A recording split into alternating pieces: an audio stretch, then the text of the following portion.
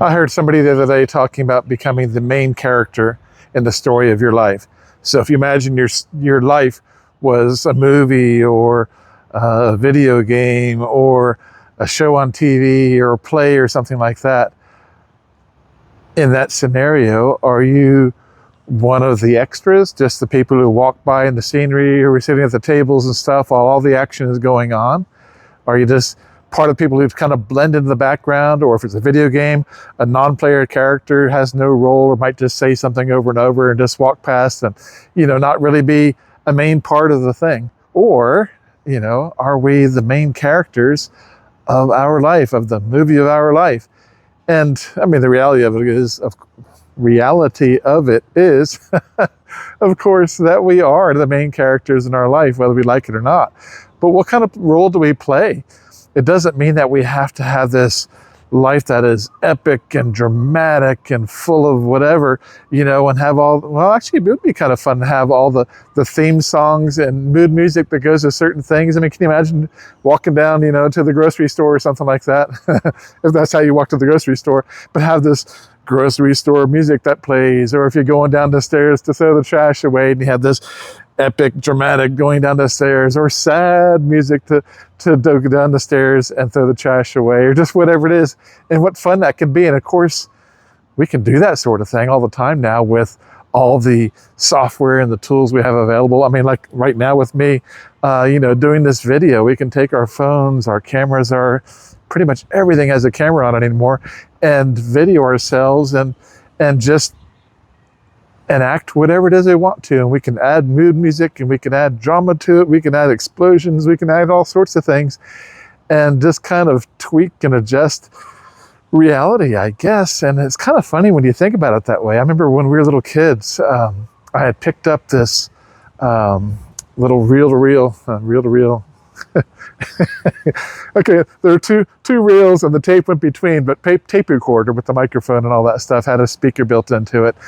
And my older sister and I particularly, we would just make up little stories and anecdotes and commercials and just whatever, and just play it back. And we'd have just a ball with it, just making up little things. And of course, a lot of times in just make-believe, think how many kids love to get in a costume or play a character. Okay, pretend that we're this. We used to do that all the time, right? Pretend we're pirates and we're doing this. And then these guys come and, you put this whole thing together. And as we get older, and got to be more adult and more mature or whatever, we stop doing that thing largely.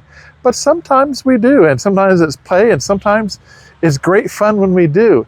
And it doesn't have to be this whole big role-playing or play acting sort of thing, or, with all the theatrics and stuff. But I guess the essence I'm getting to is sometimes we can get into this routine of life where we're just going through the motions, we're doing the same thing, we're driving the same route every time, or we're walking the same route when we go for a walk or a bicycle ride, or we're going to the same restaurants or having the same conversations over and over. And not that there's anything wrong with routine, because there's a place for it in life, but sometimes,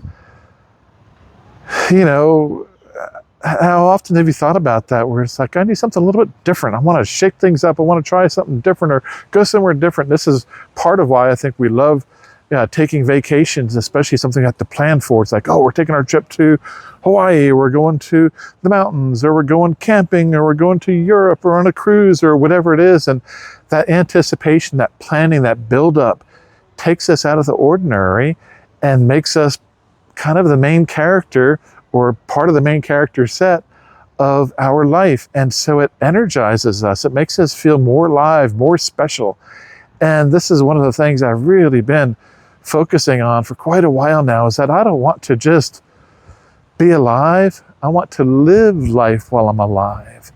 And it doesn't mean everything has to be electric and charged all the time, but I want to live. I want to experience things, and I want to just be able to savor things. I love so much that we have the senses that we have, where we can see and smell and taste and touch. And, those are wonderful blessings to have those, and it's a big part of being human. And also it's a big part of human to be able to laugh, to be able to smile, to be happy, to be at peace. but also even to be sad and to be angry. All the emotions are feeling, and they take us out of this just blah sort of life. Can you think about what life would be like if, say, for instance, everything was gray and there was no color, or all the flowers were just one sort of flower, maybe Minecraft style, where it was all squared off or whatever, and there was no variety? What if there was no smell, or if there was just one smell? What would you choose that smell to be, right? If there was no taste to things, there was just some sort of gruel that had, why is it always gruel? But that just has this one consistency and this one flavor or no flavor. What a different life that would be, and what an experience. And, I'm so thankful to have the senses that I have and be able to feel all these things, and even the different emotions that come with frustration and anger and stuff in life, as well as the happier emotions. They're all part of life, and sometimes we need the tough times in life to help us really appreciate the happy times, and vice versa, and sometimes we need the tough times to bring us to the spot we are. It's just, we need all the emotions, we need all the ups and downs, we need all the flavors, all the colors, all the smells, all the tastes. And that's just a beautiful part of life and being alive and living, more so than just going through the motions. And sometimes we just kind of, humans are really big about patterns and shortcuts and just condensing stuff we just kind of go into auto mode sometimes, and we may drive a certain route to work or to wherever and not even really be fully conscious of the fact that we've driven for the past 30 minutes. And we're, sometimes it's kind of startling where you're like, I don't remember any of that past 30 minutes of driving here, and if it wasn't for people's brake lights and stop lights and stuff like that, I might have just kept going, and it's amazing that the body and the brain has the ability to process all those things, as well as us being able to be thinking about other things, or even zoning out to a certain degree or what have you. I was talking to a guy a while back on a project, and he had driven 3.5 hours from this one place to another, and he says he got there and couldn't remember any part of that. He was either just zoned out. He says, I don't even know if I was asleep. Surely I wasn't asleep, but I don't remember that trip at all. And that is kind of a wild thing, but it is possible as humans. And sometimes when you think about it, in a broader sense, we can go through weeks and months and years and decades of our life similarly. Oh, I said that right. I had to really concentrate on that one. Similarly. Anyway, in a similar manner. And, but it's kind of wild. And I think sometimes this is, when time flies, when you're having fun, certainly, but sometimes we can have big gaps and things where it's like, wow, how did it get to be this month already? Or how did it get to be the end of the year already? And sometimes it's because we've had so much that was uneventful going on, it just kind of didn't really register. And maybe that's oversimplifying it, but also, think about your life. I think about mine, where even as much as I like to savor things around me, there are times where I'm kind of more in automatic mode, and I don't have to be. So I'm trying to more consciously shake things up a little bit, take a different route to things, plan a little extra time sometimes, or between trips, instead of just coming back to do this or do that, I will make a side trip and check out a spot I haven't been to in a while, or now with doing some of these videos, just picking out little spots to record at. And it's this little spot right here with this path behind me, actually it goes in front of me and behind me, but it's it's a spot I have driven by for years and years and years, and every time I look at it I think, wow, this would be a cool photograph under the right circumstances. And I often think, all right, what would those right circumstances be? Because I'd want it to be kind of lit, but also not too much contrast. It wouldn't show up right. Would I need some sort of lights at the trees to kind of light up the way? I don't know. There's lots of ways it could be done. But even like right now, just here as it is, you can see the path going down. There we go. Pointing at the camera that's in front of me. But yeah, the path going down this way, and then the field that's right down here and all that stuff. And it's a beautiful little spot. And right now there's a nice little breeze coming through. And a lot of folks come through here walking from place to place or walking their dog. There's been 2 or 3 people since I've been here that have been walking their dog. Over on the other side there, I see some chickens, and I see some spots here around me where some of the notorious Maui chickens come through and poke through all the brush for things to eat. And it's just, I pass by it many, many times, and I often look at it consciously. But, you know, I'll bet you if you were to poll 100 people that drove by or whatever, and say, hey, did you happen to notice that little path that went by through there? Most of them probably would not have even noticed it. And granted, sure, you're driving by and you're trying to pay attention to traffic, and it's one little blip in that. But there's a lot of times we go through and we don't really notice things or give it much time and attention. And there's so many times we don't actually venture forth and check out a spot and, you know, just give it some notice, pull over and take a look. And I'm enjoying doing that more and more. And as a photographer, I like to do that a lot anyway. That's been a really big thing for giving me appreciation for just being alive and you know, the world around me and all that stuff. But I remember as a kid, my dad would tend to be more, you know, like many men are, where, you know, okay, we're going from point A to point B. So we're going to stop here for the restroom. Otherwise, don't ask me to go to the bathroom, because we're going to stop at this point and then we're just going to keep on going. No stops, you know, getting to point A to point B. And, you know, invariably, I've got 3 sisters, so invariably somebody's going to have to go to the bathroom or, you know, or whatever. And so it comes up, and it's kind of a funny thing, but also sometimes it's not, where it's like, oh, I got to go. Well, you have to hold out for 30 more minutes. And anyway, life in its own stuff. But I remember sometimes where my mom would see something, she said, oh, you know, can you pull over there? We can take a look at that beautiful thing over there. And he's like, with his blinders on, you know, which is nothing wrong with that in some respects, that he's more mission oriented and she wants to do the peripherals. And there's a place for compromising on those and enjoying both if possible in life, I think, probably more so than we tend to do. But every now and again he would okay, and he would pull over, and my mom would just crack up. There was a while there she was on this kick, and she would say, he did it on a whim, kids, he did it on a whim. And she'd celebrate this whole thing. And even though he'd try to be straight faced, he'd start grinning and laughing. And it was this whole thing that we'd all kind of celebrate and cheer to a certain degree.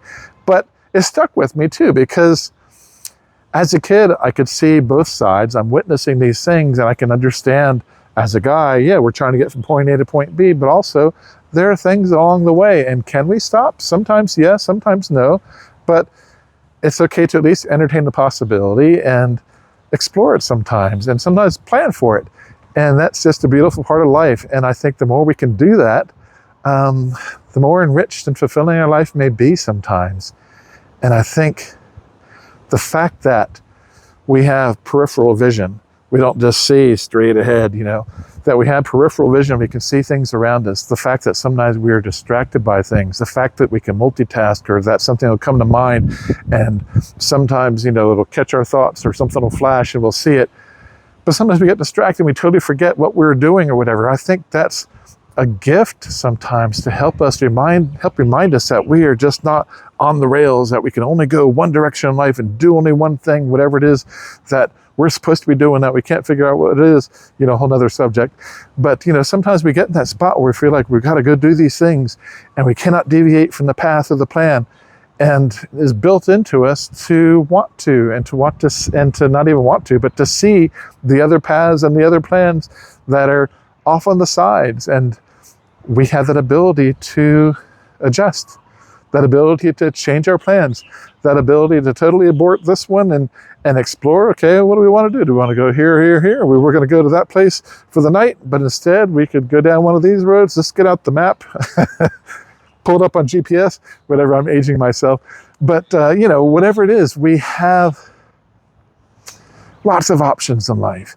And I'm trying to think of where this came from the other day, but it was somebody saying that so many times we're so worried about the path we're walking on. You know, we're on the right path, and we you know, we've got our path we're supposed to be on. And how do I know where the path is, what I'm supposed to go do, and where I'm supposed to go, and all of that kind of stuff? And this person said, look at your feet. The path is wherever you're standing, and you've got 360 degrees all around, you know, just on this horizontal plane. So you could go this way, but you could also go this way and this way and this way and this way and this way and this way.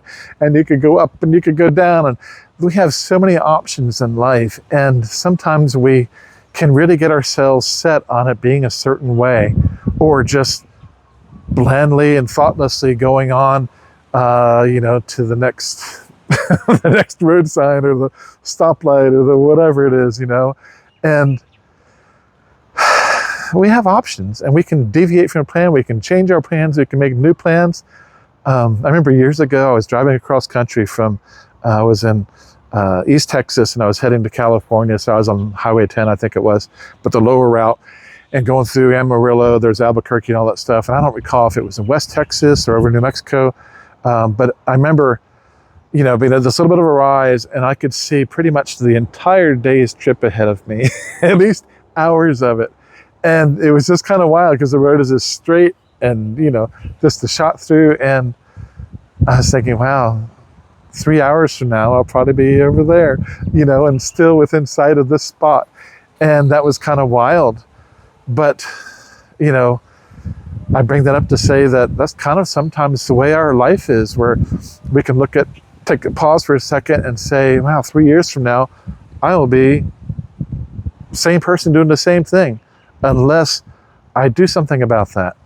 And there may not be anything wrong with that, but if you decide that's what you want to do and do it intentionally, great. But if you're just going through the motions of life and you don't really want to be where you are 3 years from now, then realize you have the ability to change that at any time, in any direction. And that is really cool. So I just think all this stuff is just so fun and so wonderful that we just have options, and to be able to be the main character in our life and decide where we're going, and, be the one who injects enthusiasm to things. If you want to, that is okay. And you can share that role with other people and all that stuff. It is all okay. But rather than just being the scenery, be the character. Put on some theme music to say, okay, we're going on this trip and we're playing the road trips theme, or I'm going to go work out, I'm going to play the workout music, which a lot of us do. And, it is, we can make each day, each little thing more than it is, and we can feel more than we often feel, and we can explore more than we generally explore. We can experience more than we generally experience. We can share more than we generally share. We can speak about things and what we're feeling more than we generally speak, or ask more questions. All of it. We can do it with intention, and the more we do it, the more fun it is, and it is so worth it.